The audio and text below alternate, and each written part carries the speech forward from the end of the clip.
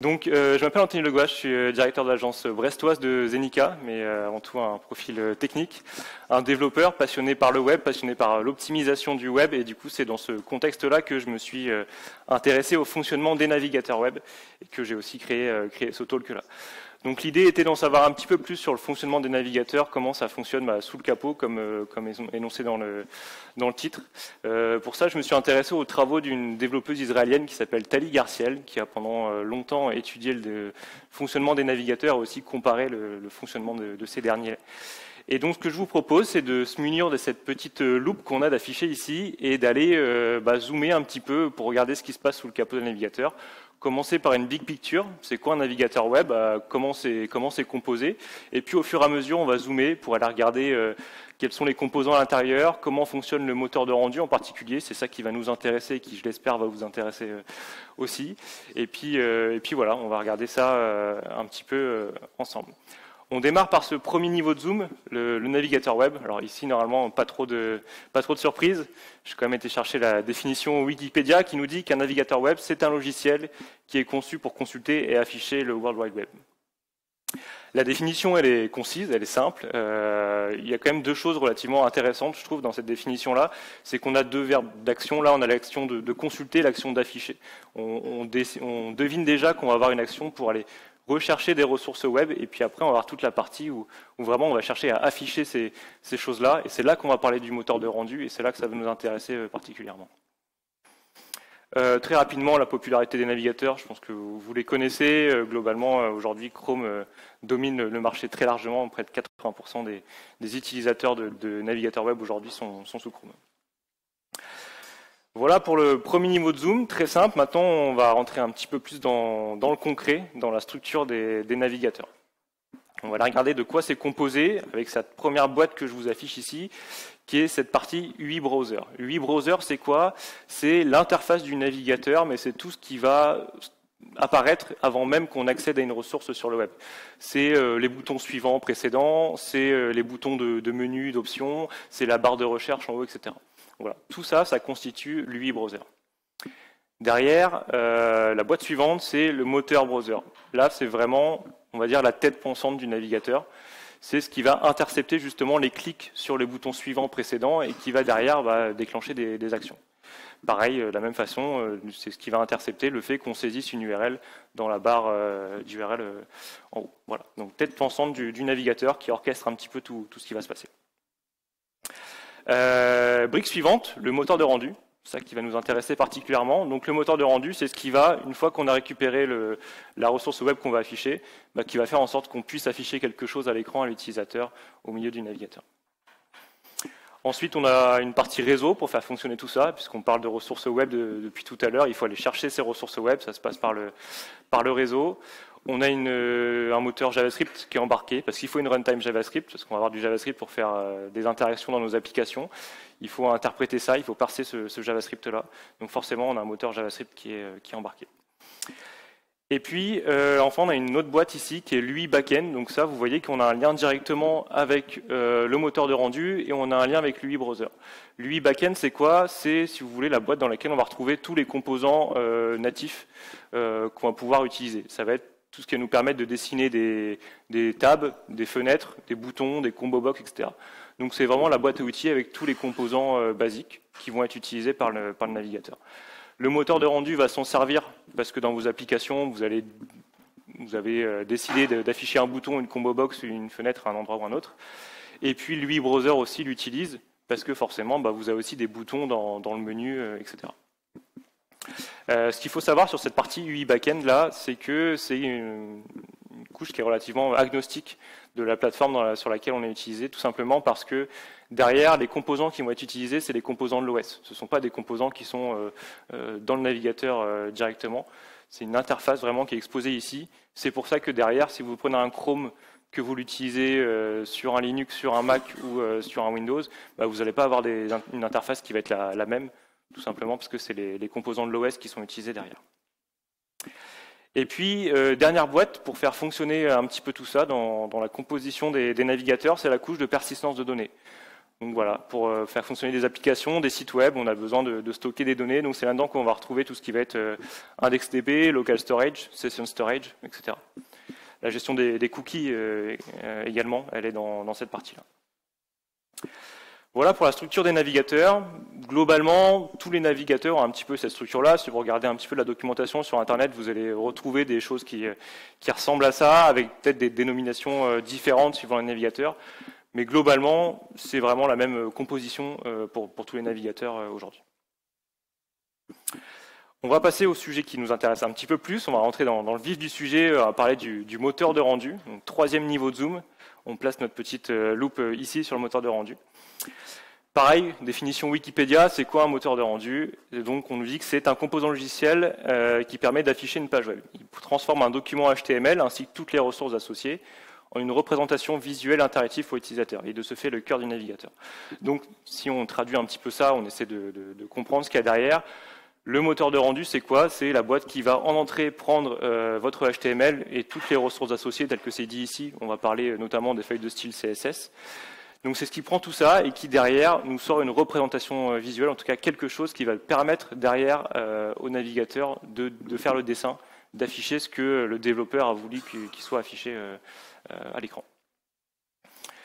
Les différents moteurs de rendu, aujourd'hui, il y en a différents. Tous les navigateurs web n'ont pas le même moteur de rendu. Côté Fondation Mozilla, ils ont développé Gecko pour Mozilla Firefox. C'est Blink qui est utilisé pour Chrome, Chromium, Brave, Opera et Edge depuis 2020. Et côté Safari, c'est WebKit qui est utilisé. Ce qu'il faut savoir, c'est qu'aujourd'hui, on ne développe plus tellement de moteurs de rendu. C'est des travaux qui sont relativement compliqués à faire, vous l'imaginez bien. Donc, notamment Blink est WebKit pour ancêtre. Enfin, Blink est un fork, on va dire, de WebKit, et qui lui-même était un fork d'un ancien moteur de rendu qui s'appelle KHTML, qui date des années 97-98, je crois, quelque chose par là. Donc aujourd'hui, quand on a des nouveaux moteurs de rendu qui apparaissent, souvent c'est des forks de projets comme WebKit ou Blink.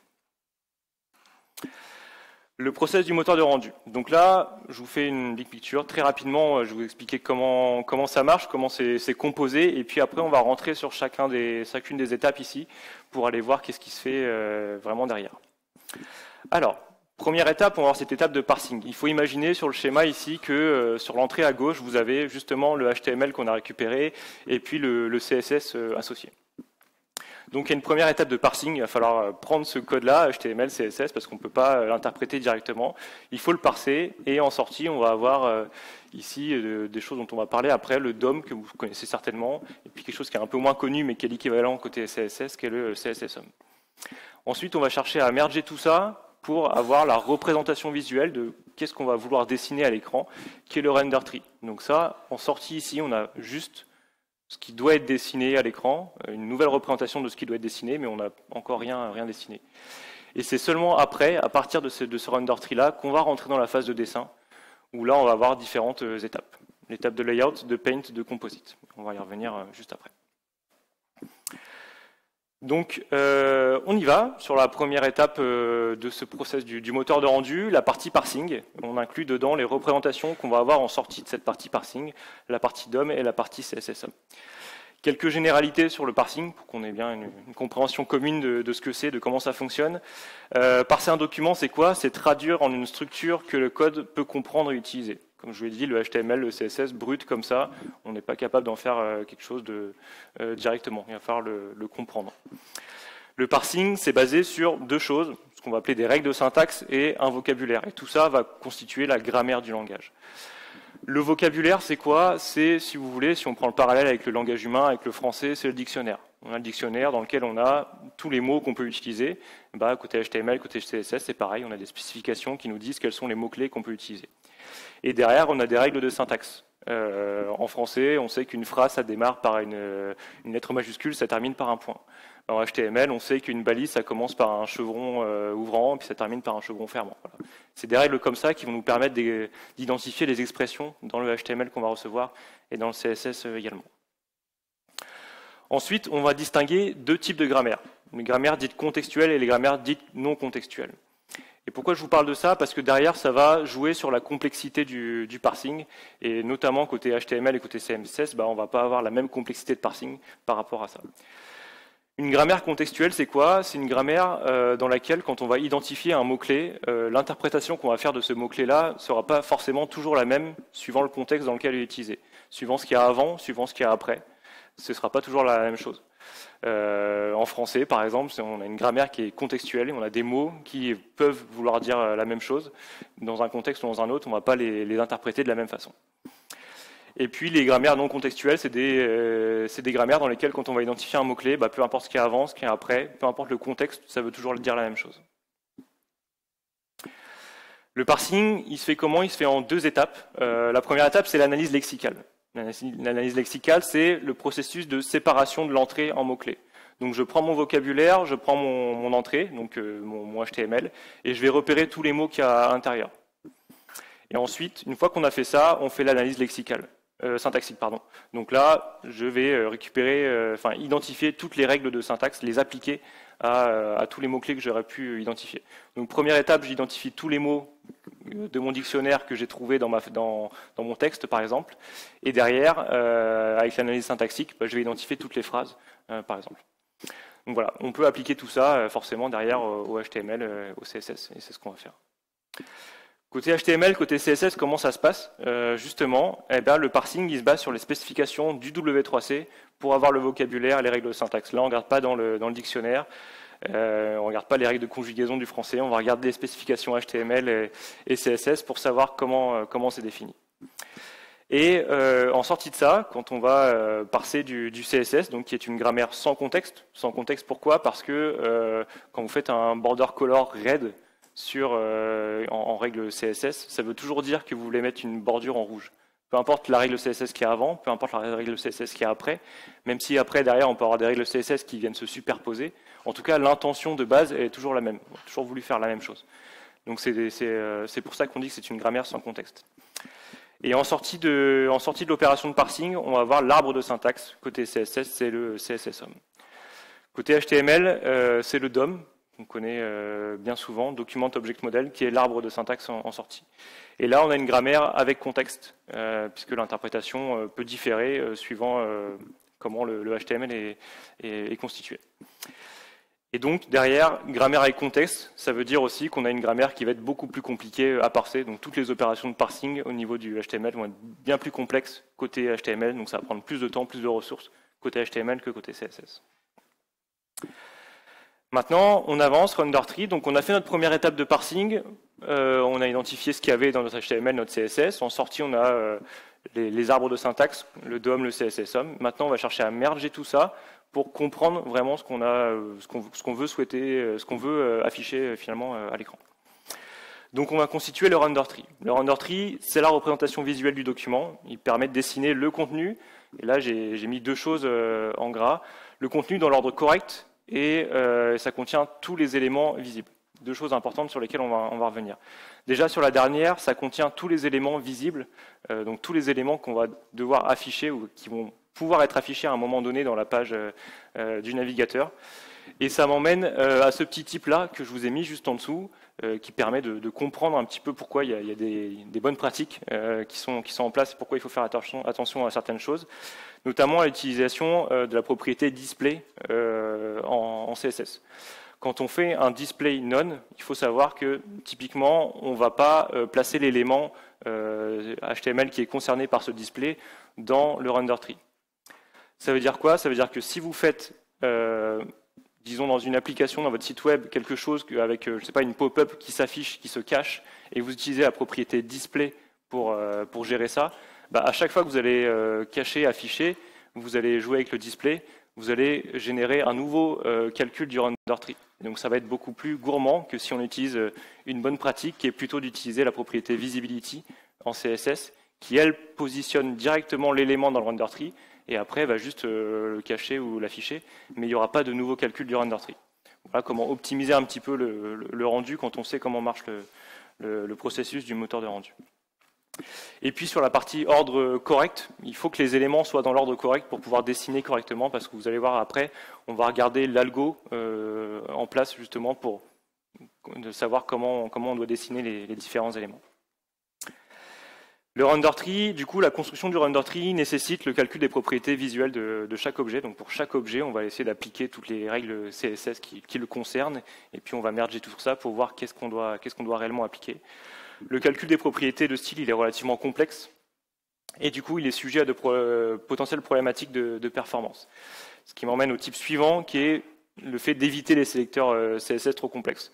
On dit souvent, en tout cas les bonnes pratiques disent qu'il faut souvent cibler des éléments HTML pour positionner du CSS dessus, avec des classes, avec des identifiants, faire des choses vraiment simples comme ça, pour optimiser derrière le calcul qui va se faire au niveau du render tree.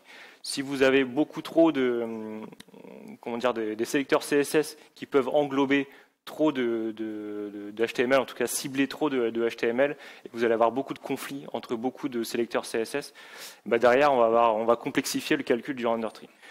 Donc voilà, pour simplifier ça, plus on fait des sélecteurs CSS simples, on cible avec un identifiant une classe, et plus derrière on facilite le calcul du render tree.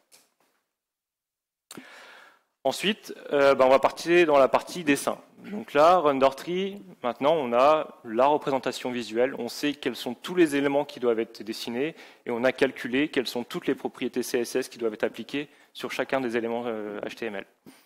Donc là, on peut rentrer dans la partie dessin. En commençant par le layout. Le layout, c'est quoi? C'est le processus de définition de la position et de la taille des éléments.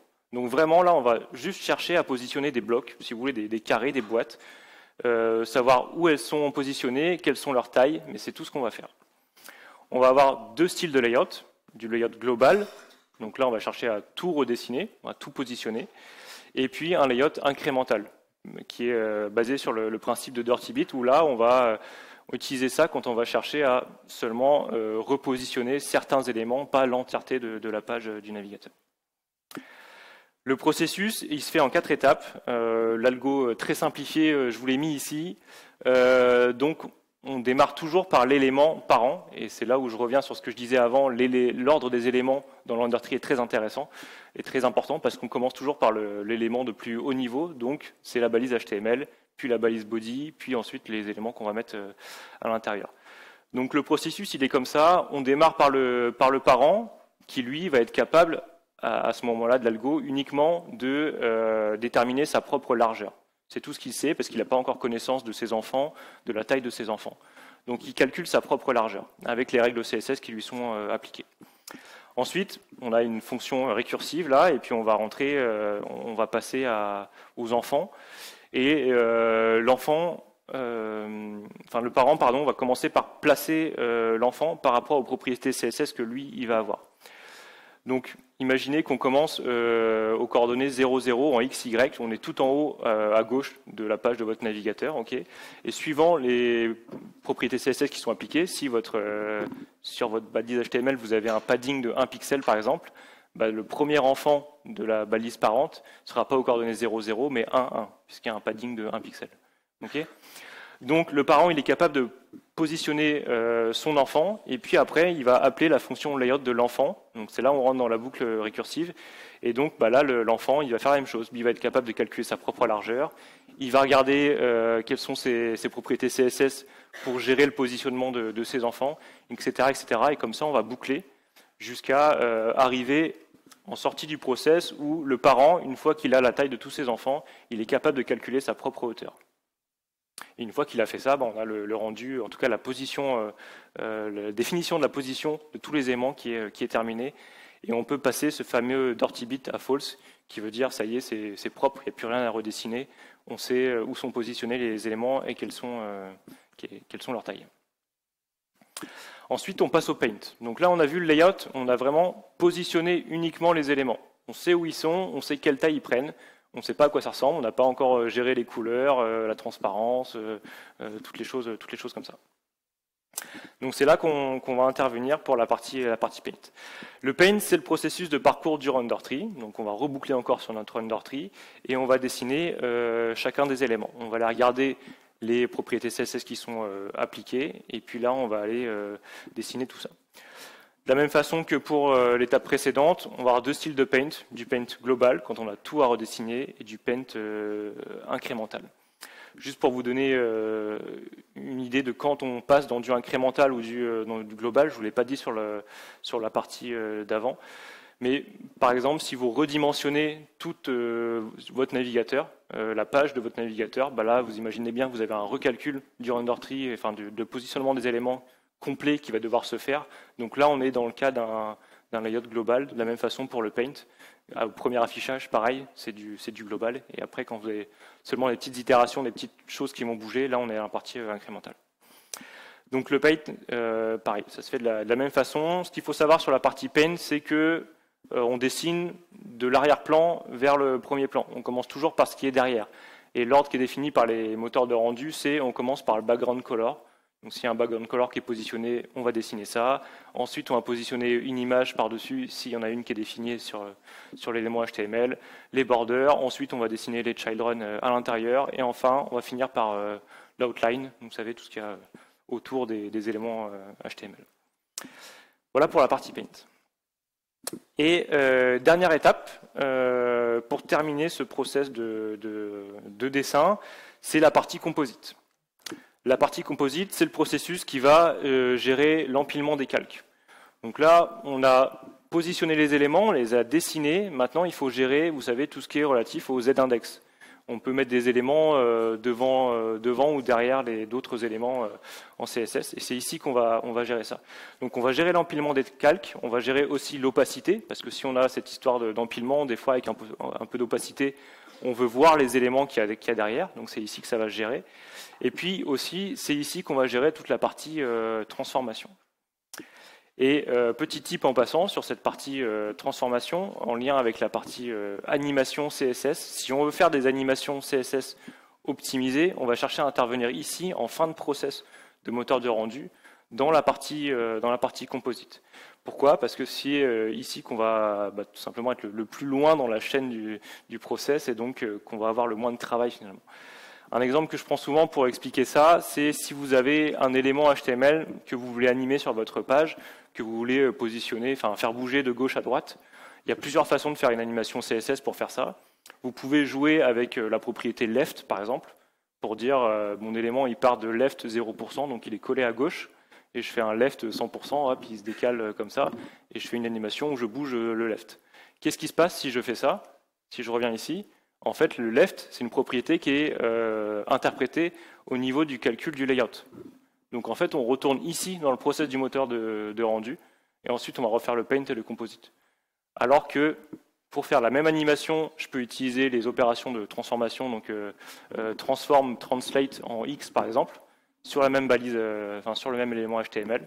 Et à ce moment-là, je suis en fin du process du moteur de rendu, je vais avoir une animation CSS qui va être optimisée. Donc voilà pour la compréhension globale du process. Et puis maintenant, alors il me reste pas mal de temps, je vais pouvoir montrer un petit peu Houdini CSS. Est-ce qu'à main levée, il y a des gens qui connaissent la techno? Non, ça m'étonne pas. Ça m'étonne pas parce que c'est un truc qui a quelques années, mais qui est vraiment très très peu connu pour la simple et bonne raison que ça marche pas vraiment encore. Et que, en gros, c'est beaucoup de spécifications en cours. On est en train d'imaginer pouvoir faire pas mal de choses. Vous allez voir, la promesse est potentiellement géniale. Potentiellement, parce qu'en fait, on ne sait pas trop ce qu'on va pouvoir faire avec. Mais je vais vous le présenter quand même et je vais vous faire une petite démo avec une API qui fonctionne quand même dans Houdini aujourd'hui. Donc, je vous remets le process du moteur de rendu ici. Sans Houdini, où est-ce que le développeur aujourd'hui il peut intervenir? Finalement, on peut intervenir au niveau du DOM, au niveau du CSS-HOM ici. On a des API, on peut aller faire un document pour un getElementById pour récupérer un élément, modifier des propriétés CSS dessus, ajouter du contenu, modifier le inner HTML, enfin voilà. On peut, en tant que développeur, une fois qu'on a le rendu qui a été fait, intervenir là auprès du HTML, du CSS. Par contre, tout le reste, au niveau du parsing, au niveau du comment est constitué le render tree, comment le layout se fait, quel est l'algo de paint, etc., le développeur, il n'a vraiment pas la main. La promesse d'Houdini, c'est ça, c'est de rendre accessible tout le process du moteur de rendu aux développeurs. Comment ça devrait se passer dans l'idée, c'est en enregistrant ici ce qu'on appelle des worklets. Ça va être des petits bouts de code JavaScript qu'on va pouvoir enregistrer au niveau de l'étape qu'on souhaite dans le process du moteur de rendu. Il faut voir ça un petit peu comme des web workers qui vont s'exécuter sur un thread à part. Et dans ces worklets-là, on va avoir accès à des API qui vont nous permettre d'intervenir au niveau de l'algo parsing, au niveau du render tree, au niveau du layout, au niveau du paint, etc. Et je vais terminer par une petite démo, j'ai pas mal de temps, donc je vais même pouvoir faire une jolie démo avec ça. Alors, ça paraît pas incroyable comme ça, mais tout simplement, il faut savoir que les étoiles dans le ciel ici, je les ai dessinées avec Houdini. Donc, je suis intervenu au niveau du process du moteur de rendu pour dessiner ces étoiles dans le ciel. Hop, on va poser ça ici. On va zoomer un petit peu et je vais vous montrer comment ça se passe. Alors, comment ça se passe? Je vais commencer par vous montrer ça. Donc là, on est dans la page HTML que j'ai créée. Pour rappel, tout ce que je veux afficher, c'est juste ça. Il y a un petit village en bas, il y a un fond, il y a des étoiles qui sont dessinées, une lune et un petit texte. Donc au niveau du HTML, on est vraiment sur quelque chose de très très simple. Une balise body, un main dans lequel on a notre H1, donc le texte que vous avez vu en haut à gauche, l'image qui correspond à le petit village là, qui est dessiné en bas. Et puis ici, on va enregistrer notre worklet. Donc comment ça se passe ici? On regarde si on a, avec l'API d'Houdini, on fait appel à cette fonction-là, css.paintWorklet. Donc on va enregistrer un worklet de paint. Oui, je peux zoomer encore. Hop. C'est OK? Nickel. Donc là, on enregistre ce fameux worklet que je vais vous montrer juste après, en appelant tout simplement cette fonction-là. Donc on a vraiment quelque chose de très simple. Vous voyez que le HTML est très simple. J'ai pas de HTML déjà qui est prévu, de SVG là qui a été ajouté pour ajouter mes fameuses étoiles dans le ciel. On a vraiment quelque chose qui est extrêmement sobre. On n'a pas grand-chose dedans. Ensuite, dans mon code JS ici, hop, je vous montre la fin. Au début, en fait, on crée une classe ici, donc appelée Starry Night, puisque je vais mettre des étoiles dans ma nuit. Et j'enregistre tout simplement cette classe-là avec la fonction register paint, donc qui vient là de l'API paint d'Houdini. Donc là, ce que je vous montre, c'est vraiment la partie paint d'Houdini. C'est aujourd'hui la seule API qui est réellement développée, en tout cas sur laquelle on peut commencer à faire des choses. Donc qu'est-ce qui se passe là-dedans? Dans la classe qu'on définit, on a une première fonction ici, là, get input properties, dans laquelle on va récupérer des propriétés sous forme de variables CSS. Ce qui veut dire que derrière ici, quand j'utilise mon paintWorklet, je peux lui spécifier des variables CSS qui va être capable de récupérer derrière. Donc vous voyez ici que je définis le nombre d'étoiles que je veux mettre dans le ciel et la taille de ces étoiles. Donc on récupère ça, et derrière on a une fonction paint, on récupère pas mal de choses en argument ici, et on va pouvoir dessiner des choses. Et là, comment ça se passe? Eh bien, tout simplement, je vais utiliser ici le contexte qui va me permettre de dessiner sous forme de SVG ce que j'ai envie de faire. Donc là, je récupère les propriétés que j'ai eues, je vais dessiner des arcs de cercle, je vais les positionner de façon random, hop, c'est fait ici, dans ma page HTML. Et puis derrière, ça va me générer tout simplement le paint. OK. Et donc après, comment ça s'utilise dans le CSS? En fait, un peu de la même façon qu'on peut utiliser les propriétés CSS qui existent aujourd'hui. Par exemple, hop, si je remets ici, il y a un dégradé en fond là, vous le voyez. Donc j'ai utilisé une propriété CSS qui existe sur le background, qui est linear gradient, qui me permet de faire ça. Et de la même façon, là, j'utilise avec l'API Paint d'Houdini, j'utilise ce que j'ai créé, le worklet Starry Night, que j'applique ici sur mon background, et qui va dessiner automatiquement ce que j'ai fait. Donc, si je relance à chaque fois ma page ici, vous voyez que la position des étoiles dans le ciel, elle va changer. Et ce qui est intéressant d'aller voir, c'est ici, je vais zoomer un peu, c'est que dans le HTML, hop, dans le HTML, j'ai aucun élément qui s'est ajouté pour dessiner ce que j'ai dessiné à l'écran là. Donc on est vraiment intervenu au niveau du process du moteur de rendu, au niveau de l'étape de paint, pour dessiner des choses en plus. Pour vous prouver ma bonne foi et que ça marche, on va essayer de mettre plus d'étoiles et on va les faire potentiellement plus grosses. Ouais, je ne sais pas si ça se voit suffisamment, on va mettre beaucoup plus. Voilà. Ah, c'est plus de la neige que des étoiles, mais vous voyez l'idée. Donc voilà ce que je voulais vous montrer sur Houdini. D'autres petites choses, donc c'était ça, comme je vous le disais, c'est vraiment pas prêt encore. Ce qui est le plus avancé, je vais zoomer peut-être un peu, c'est vraiment cette API de Paint, et vous voyez qu'on est encore sur une phase de spécification avec en phase de candidate, donc rien n'est sec encore, mais c'est aujourd'hui l'API avec laquelle on commence à jouer un petit peu. Il y a ce site-là sur lequel on peut retrouver des petits worklets, des gens qui sont amusés à dessiner des choses de la même façon que moi j'ai pu faire des étoiles dans le ciel comme ça. Là ça se voit pas parce que tout n'est pas chargé, mais voilà, on peut s'amuser à faire des trucs comme ça. Il y a d'autres API qui sont en cours de spécification. Vous voyez que ce qui est le plus avancé derrière, c'est encore du draft. Et puis il y a des choses au niveau du parseur, par exemple, qui sont vraiment au tout début de la spécification. Aujourd'hui, on se demande, enfin, en tout cas moi, je me demande ce qu'on va bien pouvoir faire en tant que développeur, comment on va pouvoir intervenir au niveau du parsing, qu'est-ce qu'on va pouvoir optimiser.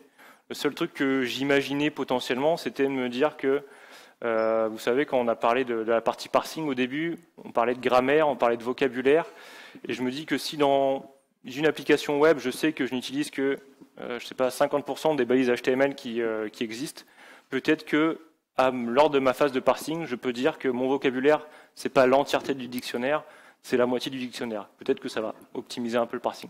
Bref, c'est les seules choses que je peux imaginer aujourd'hui. Il y a certainement des gens très doués qui ont de très bonnes idées, qui arriveront à faire des trucs incroyables. La promesse peut être belle. Après, on ne sait pas vraiment ce qu'on va pouvoir faire de toutes ces choses-là. Il y a des choses quand même qui ont avancé un petit peu sur la partie Paint. Là, je vous ai vraiment montré la partie dessin. Il y a aussi des gens qui ont déjà commencé à créer aussi des animations CSS custom pour faire du parallaxe, par exemple, des effets comme ça de manière un petit peu plus simple avec des worklets. Parce qu'aujourd'hui, ça peut être des choses qui peuvent être un peu galères à faire en CSS. Donc voilà ce que je voulais vous montrer. On arrive à la fin du talk. Il me reste 19 minutes, donc on est large pour aller manger et on est large pour prendre des questions aussi. Donc allez-y, je suis là pour vous. Une question ici.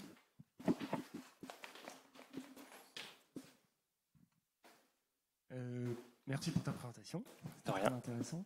Peut-être une question de débutant. J'ai pas bien saisi dans le HTML pourquoi c'était une grammaire avec contexte. Est-ce que tu as une explication ou un exemple pour faire comprendre que pourquoi tu as des interprétations de. Alors, il y a une difficulté avec le HTML, c'est que c'est un langage qui est assez permissif, notamment qui permet de des fois oublier de mettre une balise fermante, par exemple. Et c'est le genre de truc qui fait que ça en crée une grammaire avec contexte. Parce qu'en fait, tu peux ouvrir une balise HTML, oublier de la fermer. Derrière, il va quand même comprendre qu'il faut la fermer à un endroit donné. Et ce genre de règles-là, qui peuvent paraître anodines, bah derrière, ça complexifie beaucoup le parsing, quoi. Et après, j'ai pas d'autres exemples en tête, mais ouais, il y a des balises HTML qui, suivant ce que tu mets avant, un LI placé dans un UL, c'est bien, ça marche. Un LI qui n'est pas placé dans un UL, bah finalement, ton HTML n'est pas invalide, même si ce n'est pas spécialement bon, mais l'interprétation derrière de ton LI ne sera pas forcément la même. Des choses comme ça. Merci.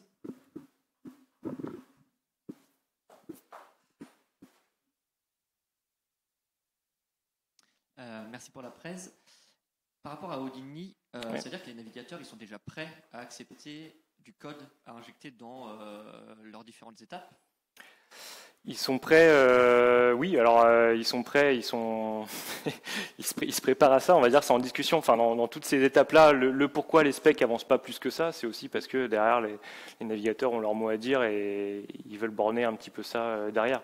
Forcément, ils vont pas dire amen ou dire oui à n'importe quoi en termes de spécification derrière. Sur la partie Paint, aujourd'hui, oui, et tu peux voir qu'on a déjà un support ici sur du Chrome, Edge, Opera, Mozilla, pas encore. Mais au fur et à mesure que les spécifications se font sur Houdini, les navigateurs sont partie prenante de la discussion forcément, quoi.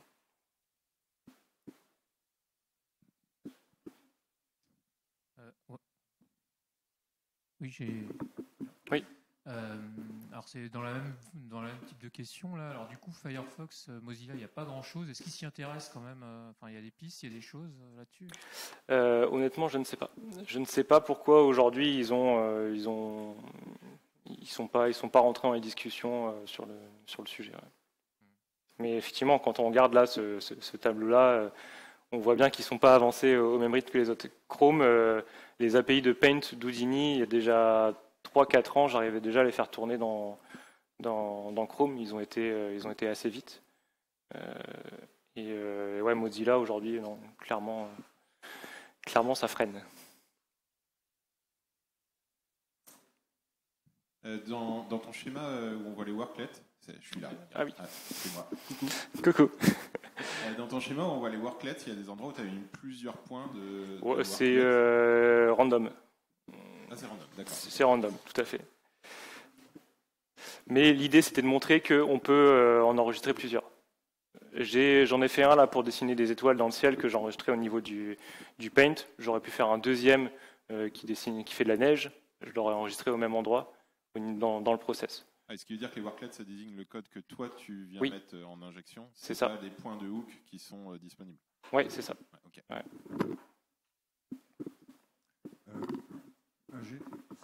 J'ai une petite question.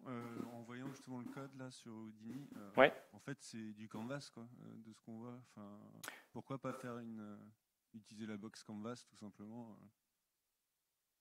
au final? Et c'est une question de paire, qu'est-ce que ça change en fait? J'en ai aucune idée. Canvas c'est disponible partout et bon, cet effet-là, on le fait avec. Ouais, je pense que derrière, enfin, j'ai pas envie de dire de bêtises, mais je pense que derrière, c'est une histoire de perf, de plus tu interviens tôt dans le process et au niveau là du process du moteur de rendu, plus tu peux faire des choses et permettre des choses. Là, on est sur un cas d'usage très simple. Effectivement, on peut faire le parallèle avec du canvas. Du coup, il y a déjà des solutions qui existent. Je pense que derrière, l'idée, c'est quand même d'aller faire des choses plus poussées que afficher des étoiles ou faire tomber de la neige sur un site web, quoi. Et à ce moment-là, il y aura un vrai intérêt et on ne pourra pas comparer à du canvas. Mais aujourd'hui, pour l'usage que j'ai fait, comparé à canvas, oui, il n'y a pas vraiment d'intérêt à faire du Houdini plus que du canvas. Ouais. Ok.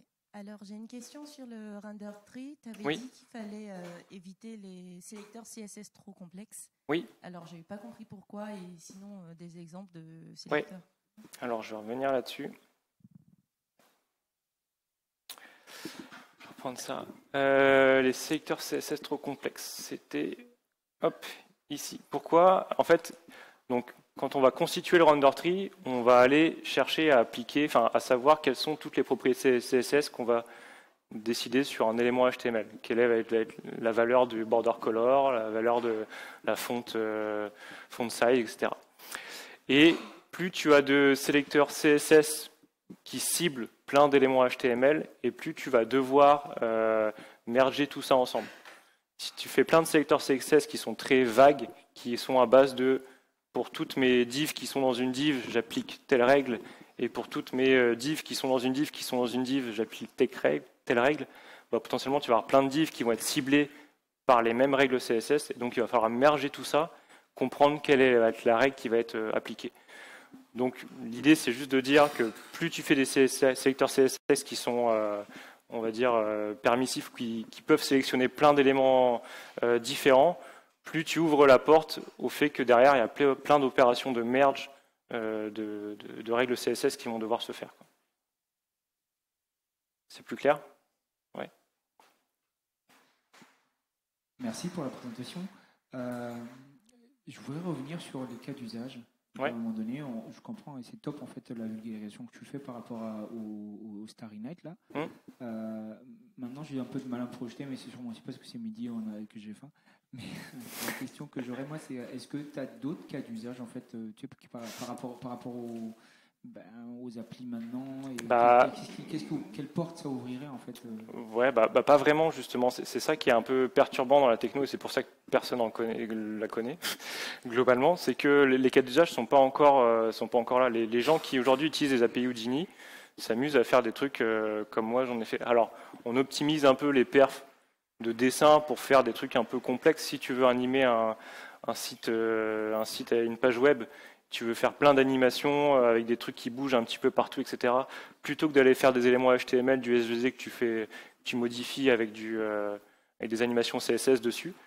Et si tu fais du Houdini, tu peux avoir un petit gain de perf. Mais aujourd'hui, c'est vrai que les cas d'usage sont pas là encore. On verra suivant les spécifications sur l'API Paint, mais surtout sur les autres. Je pense que sur le Paint, on n'ira pas beaucoup plus loin que faire des trucs jolis de manière un petit peu plus optimisée. Par contre, tout le reste, j'ai du mal à voir quoi encore, mais bon, j'imagine qu'il y a des gens qui auront des bonnes idées.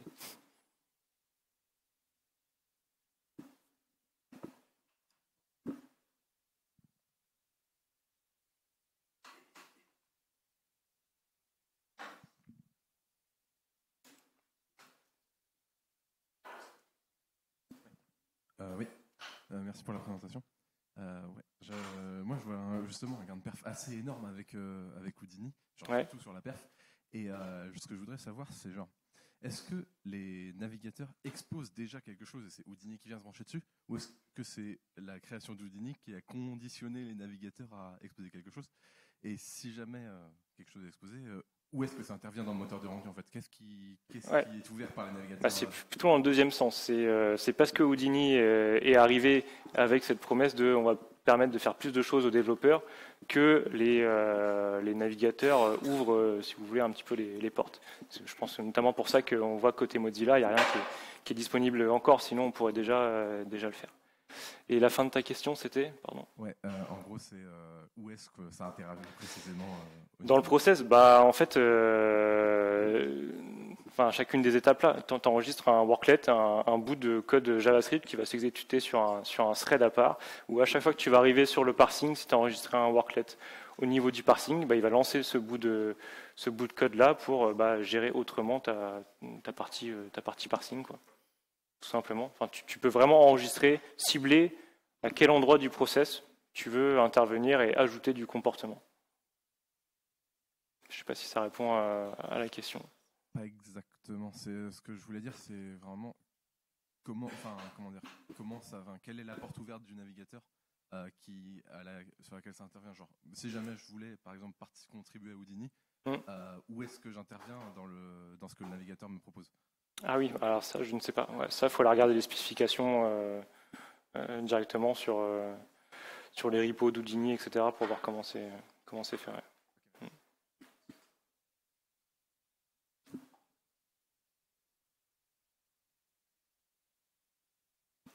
Merci pour la presse.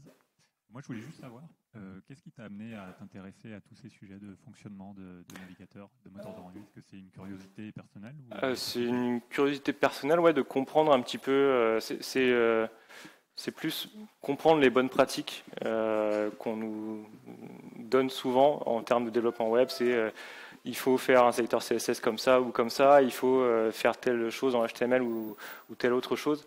Donc c'était plutôt ça, c'était comprendre d'où venaient ces bonnes pratiques-là, parce que je me suis rendu compte qu'il y avait beaucoup de bonnes pratiques qui étaient juste c'est une bonne pratique, mais on ne sait pas vraiment pourquoi.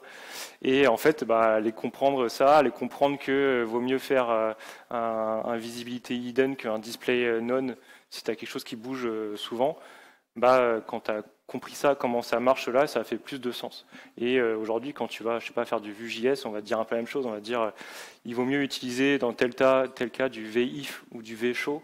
Derrière, ça fait quoi? Ça fait un display none ou ça fait un visibility hidden. Et derrière, tu vois l'impact là. Donc c'était vraiment pour aller comprendre un petit peu les bonnes pratiques qu'il y avait derrière.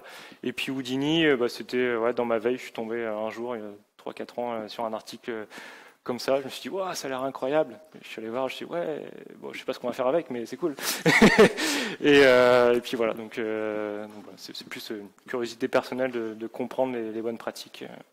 Et ouais, améliorer la façon dont, en tant que développeur, j'allais pouvoir optimiser ce que je faisais avec le navigateur, quoi. Bonjour, merci pour la présentation. Moi, je me posais une question pour les contextes en dehors du navigateur, par exemple JSDOM ou le rendu côté serveur. Ouais. Ce qui se passait et comment ça allait fonctionner. Au niveau d'Houdini, tu dis? Non, ou Houdini ou de l'appel des API des navigateurs. Est-ce que ça vient quand même modifier l'affichage de la page, donc potentiellement des choses seraient plus visibles, donc plus cliquables, ou ce genre de choses pour les tests? Il y a... J'ai du mal à voir ce que tu veux dire, mais en gros, là, on intervient vraiment côté navigateur, quand tu fais du rendu côté serveur, tu peux constituer ton rendu HTML, le code HTML que tu vas vouloir afficher à l'écran, tu peux le constituer côté serveur, mais après l'interprétation de ça et le vrai rendu, le dessin, dans tous les cas, il sera toujours du côté navigateur. Tu ne pourras pas basculer côté serveur la partie dessin. Tu optimises la partie création du HTML pour derrière aller déclencher ça avec les premières étapes de parsing, etc. quoi. Tu peux pas faire du rendu vraiment rendu, on va dire visuel côté serveur. Oui. Bonjour, merci pour la présentation. J'ai personnellement appris pas mal de trucs. Moi, ce que je voulais savoir, c'est quand tu exécutes du code JavaScript qui va potentiellement modifier ton HTML ou ton CSS. Ouais. Est-ce qu'on repasse toujours par l'ensemble de la boucle ici, ou est-ce que à certains moments le navigateur va être capable de savoir qu'il faut juste se brancher sur une des étapes? C'est une bonne question. Ça dépend vraiment des propriétés que tu vas modifier et quel va être l'impact. Si, comme je disais tout à l'heure, tu modifies une propriété CSS qui a un impact sur la position d'un élément, on ne va pas refaire tout le calcul du render tree. Par contre, on va refaire le layout. S'il y a un nouveau layout, par contre, derrière, les éléments vont être positionnés différemment, et donc il va y avoir certainement une opération de paint à refaire derrière, etc. Il est assez intelligent pour comprendre à quel moment les règles CSS doivent être interprétées dans le process, et pas tout refaire systématiquement quand même. Donc merci. Du coup, pour étendre un petit peu la question juste avant, je me demandais si jamais on crée un bouton sur la page et avec du JS, on fait en sorte que ça crée un nouvel élément dans la page. Oui. Du coup, ça régénère le render tree avant de refaire l'affichage, je suppose. Oui, c'est ça. Ouais. Tu repasses forcément par le render tree. Ok. Du coup, grâce à Houdini, je me demandais si on pouvait un peu complexifier les calculs pour aller chercher par exemple des informations sur serveur avec du JS. Pour faire un nouvel affichage selon les informations récupérées ou des choses comme ça, et les gérer justement à l'étape, juste les étapes critiques. Par exemple, si on veut juste refaire le layout ou juste faire le paint du layout par rapport à ces informations, est-ce qu'il y aurait la possibilité de le faire comme ça? Ouais, c'est des cas d'usage possibles. Ouais. Je ne peux pas te répondre très franchement, mais je pense que c'est des choses qui peuvent s'imaginer. Je pense qu'il y a plein d'optimisations de ce genre-là à réfléchir. Après, je pense que techniquement, il y a un peu de complexité à mettre en place ce que tu dis, mais je pense que c'est possible. Ouais. On peut aller chercher des optimisations comme ça. Ouais. Alors après, derrière, il faut bien voir, je n'ai peut-être pas dit assez pendant la présentation, mais on est sur de la micro-optimisation, sur beaucoup de petites choses ici. Quand je vous dis de faire attention avec la propriété display, visibility hidden, tout ça, derrière, sauf si vous avez plein d'éléments que vous cachez, affichez souvent comme ça dans la page, vous n'allez pas avoir des pertes en termes de performance derrière sur le rendu de votre application. Ça va être vraiment infime. Mais quand on met bout à bout toutes ces petites choses-là, qu'on comprend comment ça marche, on peut avoir des petits gains de perf. Merci.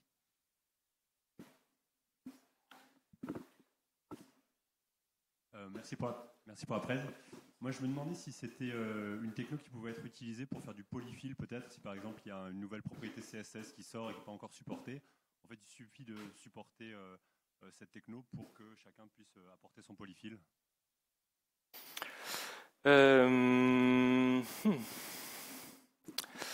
envie de dire pourquoi pas. Aujourd'hui, des polyfills, on peut, c'est des bouts de JavaScript qu'on enregistre quand on lance la page. Est-ce qu'on pourrait enregistrer des polyfills grâce à Houdini? Pour une nouvelle propriété CSS, par exemple, je ne suis pas sûr qu'on puisse le faire en JavaScript. Ouais, en fait, C'est un peu ce qu'on fait avec l'API de Paint. Enfin, finalement, l'API Paint, et on le voit même sur comment c'est utilisé. Si je remonte ça ici, sur comment c'est utilisé, là, finalement, c'est la création d'une nouvelle propriété CSS. Et on a enregistré quelque chose au niveau du process qui nous permet d'interpréter ces nouvelles propriétés CSS. Donc oui, si demain il y a un nouveau truc qui sort, ils ont trouvé mon idée super bonne et en fait dans CSS ils implémentent un Starry Night, et bah oui, on peut interagir, enfin via un worklet, venir faire un polyfill, ouais. Pourquoi pas, ouais. Bonne idée. D'autres questions ou alors vous avez faim? On va s'arrêter là. Merci beaucoup.